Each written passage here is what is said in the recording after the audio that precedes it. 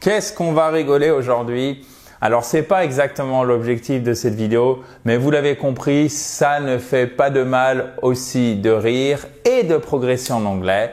Le sujet de cette vidéo, c'est l'humour. Donc, on va commencer par faire la différence entre l'humour britannique et l'humour américain parce que c'est pas la même chose. Et on va décrypter ensemble 3 blagues, vraiment pièce par pièce si je puis dire. Et je vais aussi vous donner du vocabulaire qui est indispensable dans le domaine de l'humour que vous devez connaître mais que vous allez pouvoir appliquer. Pourquoi? Parce qu'on va voir la prononciation ensemble et vous allez pouvoir vous exercer avec moi si vous le souhaitez. Je vous espère en pleine forme. Chers amis, passons tout de suite à la différence entre l'humour américain et l'humour britannique. Alors, je vais un peu critiquer l'humour américain parce qu'il a un côté très consensuel, politiquement correct, qui parfois peut être insupportable. L'humour britannique, pour les Français, ils vont tellement loin dans le sarcasme, dans l'ironie, dans le second degré qui en devient du 3e degré, que parfois pour nous, francophones, et alors là je vais me situer du point de vue français parce qu'évidemment ça change selon les pays, donc là je vais le faire du point de vue français par exemple, mais je pense que même si vous n'êtes pas français, vous vous retrouverez dans ma entre guillemets analyse. Vous pourriez être choqué par l'humour britannique parce qu'il peut être extrêmement piquant, corrosif, abrasif, donc ils y vont franco, c'est très pince sans rire, c'est très second degré. Vous avez quelqu'un qui vous raconte quelque chose avec un air très sérieux et en fait, en même temps, il est en train de vous raconter une blague énorme qui peut être parfaitement politiquement incorrecte. Vous pouvez regarder sur Netflix et vous faites British. Alors, si vous avez Netflix par exemple, mais de manière vous allez sur YouTube, ça marche aussi. Vous n'avez pas besoin de régler un abonnement Netflix, mais si c'est le cas, et quel que soit le moteur de recherche que vous utilisez, vous faites British Humor et là, vous allez avoir beaucoup de choses, chers amis. Vous allez vous apercevoir, chers amis, d'ailleurs, que très souvent, vous le verrez avec un deuxième U, humor. Ça, c'est plus anglais canadien, anglais américain, anglais britannique, pardon. C'est pour ça que je vous mets UK pour United Kingdom.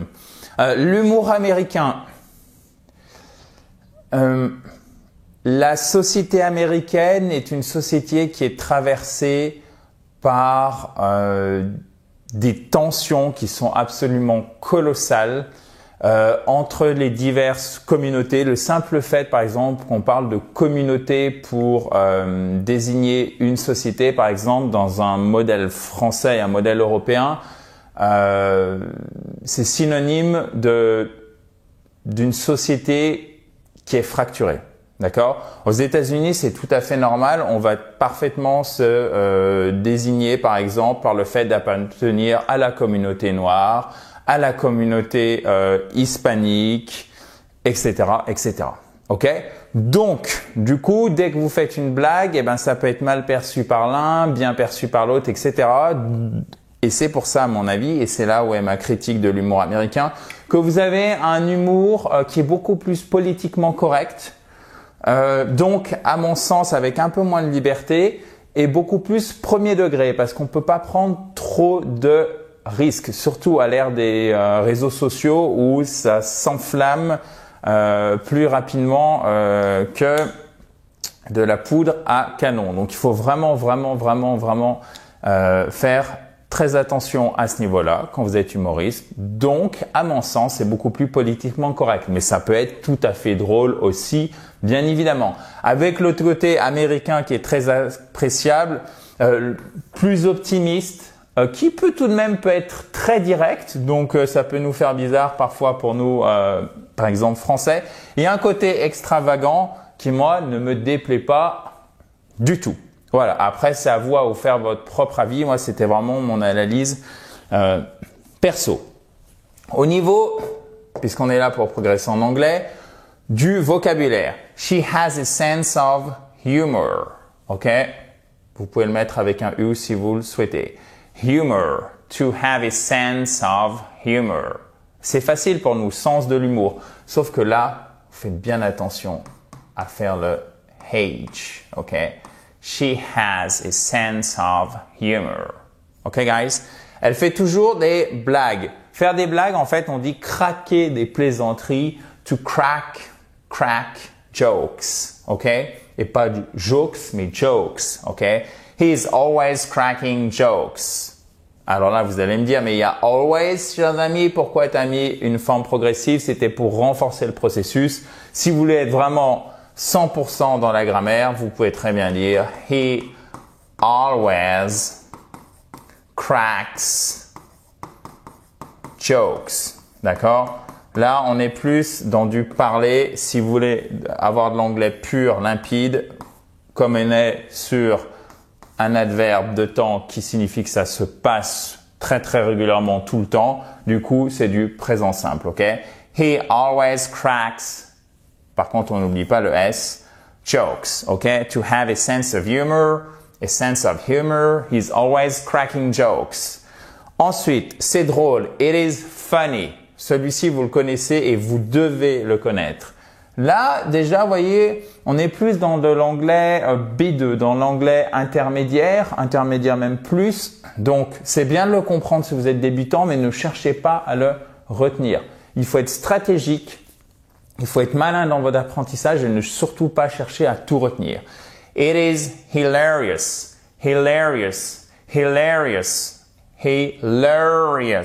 Ok? That was ironic et pas ironique. Et non. Ironic. Et là, vous faites très attention à la prononciation. J'aimerais, s'il vous plaît, si je puis me permettre de vous le suggérer, chers amis, que vous reteniez cette prononciation. C'est même plus important que le mot lui-même, parce qu'une fois que vous avez pris le réflexe, c'est comment la prononciation? Ah oui, oula, faut que je me méfie parce que je suis pas sûr. Ah, ironic. Qu'est-ce que vous faites? Vous voyez que vous avez l'apostrophe ici, qui signifie que l'accent tonique est sur cette syllabe. Donc, comme on est sur un mot de 2 syllabes ou plus, on a une de ces syllabes qui est accentuée. C'est cette syllabe. La syllabe accentuée en anglais, c'est celle qui est porteuse de l'accent tonique. On la reconnaît par la présence de l'apostrophe en phonétique et c'est pour ça que la phonétique est si utile parce qu'elle nous permet de savoir où on accentue le mot. Si vous n'accentuez pas le mot, si vous n'accentuez pas le mot au bon endroit, vous ne serez pas compris quand vous le prononcez. Pourquoi? Parce que l'anglais n'est pas du français en anglais. Donc, si vous prononcez de manière plate et vous dites ironique, ça ne marche pas. Pourtant, vous avez bien prononcé toutes les voyelles. Donc, il faut commencer par l'accent tonique et après les voyelles et ensuite les consonnes. Ironic, ok? Ironic. It is absurd. Absurd. Vous voyez, c'est pas absurde, c'est absurd. Parce que vous avez l'accent tonique sur la seconde syllabe. So, it is funny. It is hilarious. That was ironic. Okay? It is absurd. Absurd. Ça ne me fait pas rire. It's not making me laugh. Ok? Alors parfois vous l'aurez aussi avec une voyelle longue. Ça c'est plus en anglais britannique. Laugh, laugh. En anglais américain. Laugh. En anglais britannique. Laugh. En anglais américain. It's not making me laugh.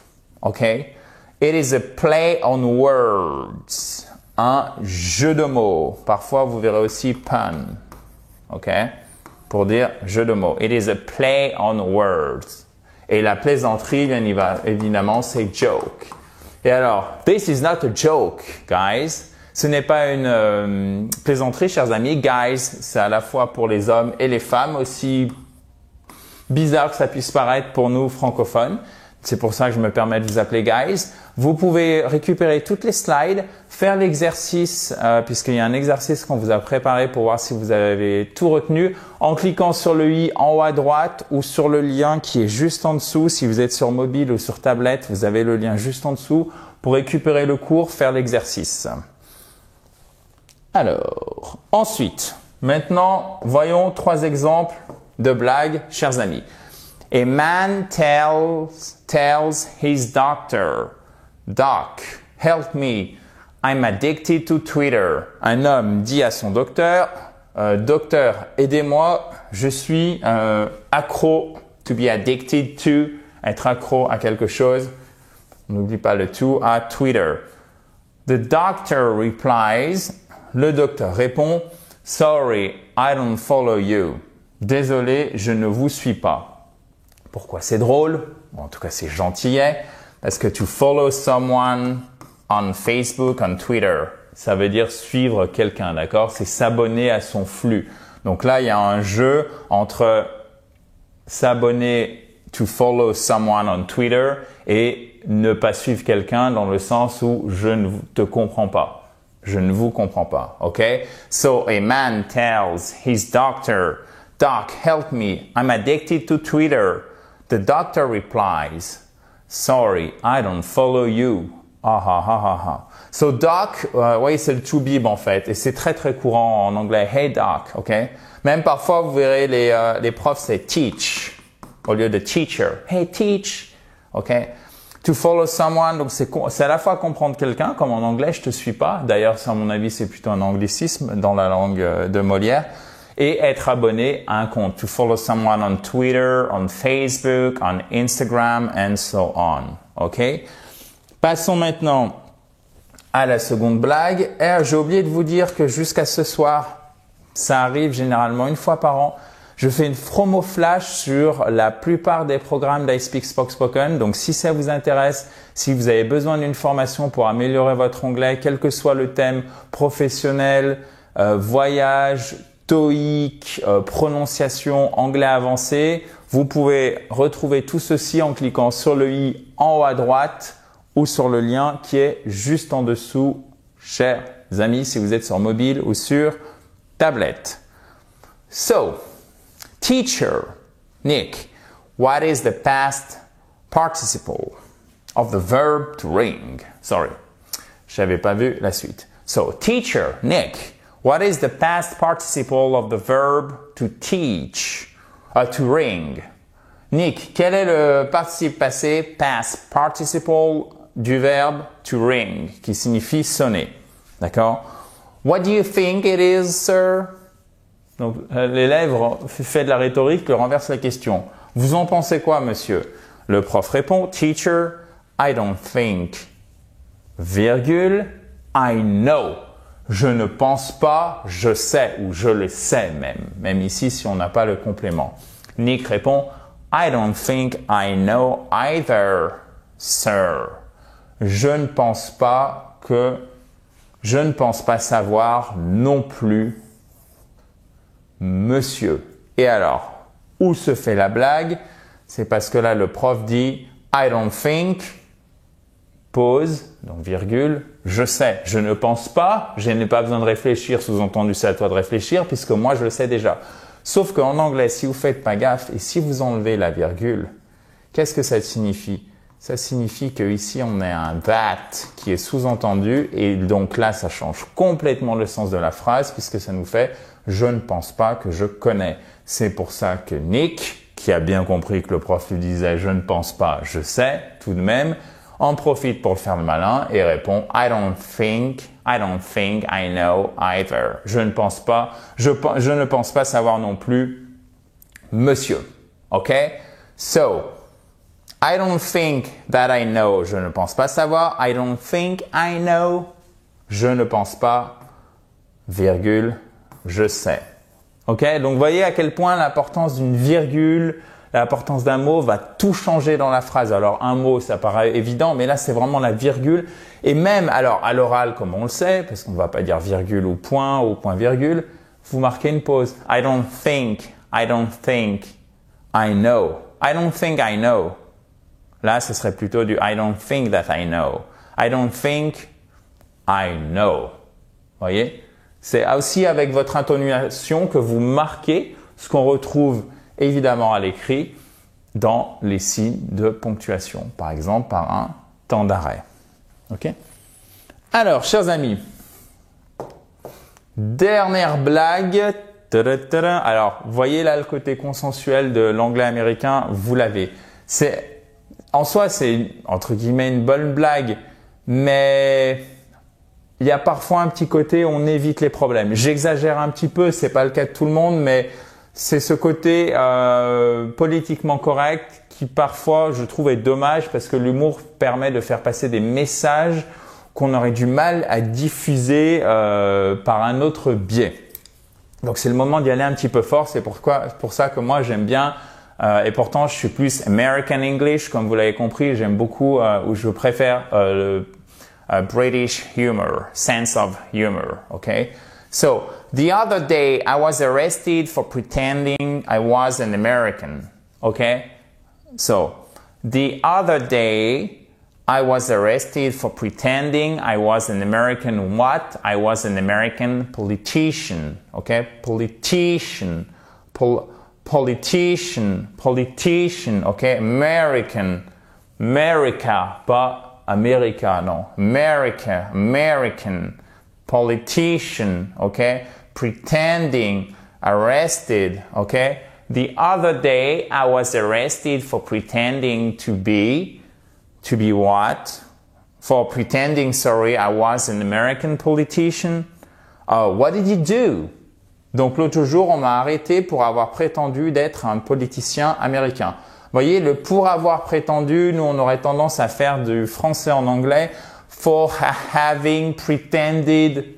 Ça, c'est des formes très très littéraires qu'on n'utilisera jamais dans l'anglais courant ou très rarement. On met simplement le ing, il n'y a pas besoin de mettre une forme au passé. Avoir prétendu pour prétendre. Voilà, allez hop. For pretending, ça évite d'avoir des formes composées au niveau du groupe verbal, donc c'est parfait pour nous, ça nous simplifie la grammaire. So, qu'est-ce que tu faisais pour comment ça se fait que tu t'es fait arrêter? So, what did you do? Nothing. I was just sitting there. Doing nothing. Rien du tout. J'étais juste assis à ne rien faire. Donc, sous-entendu, les hommes politiques ne font rien. C'est toute la puissance, évidemment, de l'humour. Chers amis, à vous peut-être de me dire dans un commentaire si vous avez apprécié. What did you do? What did you do? What did you do? Ici, c'est une question à laquelle on ne peut pas répondre par oui ou par non, donc du coup, il faut descendre l'intonation. Do you speak English? Yes, I do. Est-ce que tu parles anglais? Vous montez parce que c'est une yes-no question. Ici, c'est pas une yes-no question. What did you do? Nothing. On peut pas répondre par yes ou par no, okay? So, you've got to say, what did you do? What did you do? Nothing. I was just sitting there doing nothing. Okay? Rien du tout, j'étais juste assis à ne rien faire. Bon, chers amis, j'espère que ça vous a plu. Si c'est le cas, vous pouvez mettre un like juste en bas à droite. Et n'oubliez pas, vous avez jusqu'à ce soir, donc si je dis pas de bêtises, le lundi 30 mai pour récupérer, si vous le souhaitez, un ou plusieurs programmes en promo chez iSpeak Spoken. C'est un événement que je fais une fois par an. D'habitude, ça se passe comme ça. Et c'est aujourd'hui, enfin c'est jusqu'à ce soir, minuit. Donc si ça vous intéresse, vous cliquez sur le i en haut à droite ou sur le lien qui est juste en dessous si vous êtes sur tablette ou sur mobile. À très vite dans la joie et la bonne humeur. Bye bye, have a nice day.